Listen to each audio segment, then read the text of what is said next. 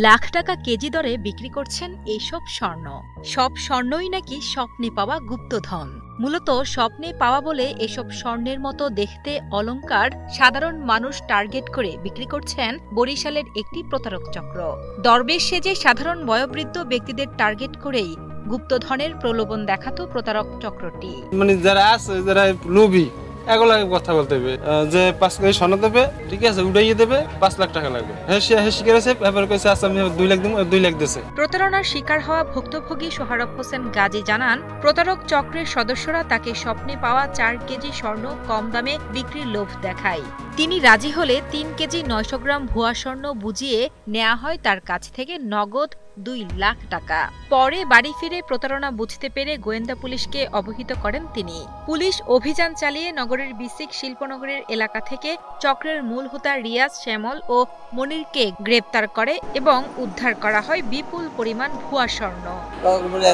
স্বর্ণ দেবে, টাকা জোগাড় করতে পারে না, ফিরে গেলে তো খুব ঝামেলা, তো যাওয়া ঠিক না। একদিন বাইক দিবে, আপনার চৌমাথা মসজিদে বসে কথাবার্তা বলছি, বলছে ঠিক আছে, আমাকে 5 লাখ টাকা দেবেন, আমরা আপনাকে মাল দিয়ে দেবো। 5 লক্ষ টাকা চুক্তি হয়েছে, 5 কেজি স্বর্ণ দিবে গুপ্তধন। তো ওনাকে 2 লক্ষ টাকা নিয়ে ওনাকে 2 কেজি স্বর্ণ দিয়েছে। তো পরবর্তীতে উনি যখন বাসায় গিয়ে দেখছে এটা নকল স্বর্ণ, তখন আসামিদেরকে জানায় যে ভাই, আমি তো প্রতারিত হয়েছি, আমাকে আপনারা নকল স্বর্ণ দিয়েছে। তখন আসামি পক্ষ ওনাকে বলে যে এখন যদি 3টি ছাগল বলি দেওয়া হয় তাহলে ওগুলো আবার অরিজিনাল আসল স্বর্ণ হয়ে যাবে। তখন উনি ছাগল নিয়ে আসছে, এই মর্মে আসামিদেরকে জানালে আসামি 3 জন ওনার কাছে আসে ছাগল নেওয়ার জন্য। তখন আমরা ওনাকে আসামিদেরকে অ্যারেস্ট করি এবং তাদের কাছ থেকে আরও স্বর্ণ উদ্ধার হয়, নকল স্বর্ণ উদ্ধার হয়। প্রতারক চক্রটি অত্যন্ত পরিকল্পিত ও চমকপ্রদ কৌশলে সাধারণ মানুষকে প্রতারণার ফাঁদে ফেলত। তারা প্রথমেই নকল স্বর্ণ কোনো নির্জন স্থানে মাটির নিচে পুঁতে রাখত। এরপর ভুক্তভোগীকে বিশ্বাস করানোর জন্য নিজেরাই সেই গুপ্তধন উদ্ধারের অভিনয় করে সহজেই চক্রটি আস্থা অর্জন করত বলে জানান বরিশাল মহানগর গোয়েন্দা পুলিশ মোহাম্মদ সগীর হোসেন। প্রতারণা করেছে সমাজের সহজ সরল সবার সাথে মিশে এমন লোকদেরকে এবং সিনিয়র সিটিজেন বেছে নেয়, যে বয়স্ক লোকদের দেখলে তাদেরকে কনভিন্স করতে সুবিধা হয়। এরা সহজেই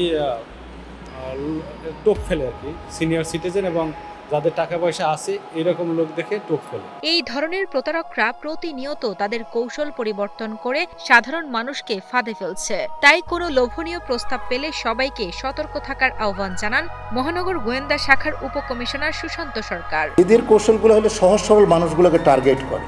এদের টার্গেটটা হলো সহজ সরল মানুষকে টার্গেট করে এবং যাদের টাকা পয়সা আছে বিশেষ করে ওরা এই টার্গেট করে তারা আগায়। গ্রেপ্তার হওয়া 3 জন বরিশালের চরকাওয়া এলাকার বাসিন্দা। তারা জানান, ব্যবসায়িক ক্ষতির শিকার হয়ে তারা এই প্রতারণার পথে নেমেছে। 25 টাকা আমি তো একটা বিগত লিস্টে ছিলাম, আমার এলাকায় অনেক টাকা ঋণ হয়ে গেছে, 25 লাখ টাকার মতো। গরুর ব্যবসা করতাম, তো বেনা হয়ে আমার মাসে 30-40 হাজার টাকা কিস্তি। আমার এলাকায় এমন চাপ দিচ্ছে, চাপের দিশা পাই না। তারপর শেষ পর্যন্ত আর কি এই মোটামুটি এরকম একটা পদে দুজনের সাথে কথাবার্তা হওয়ার পর এই পদে পাইছে।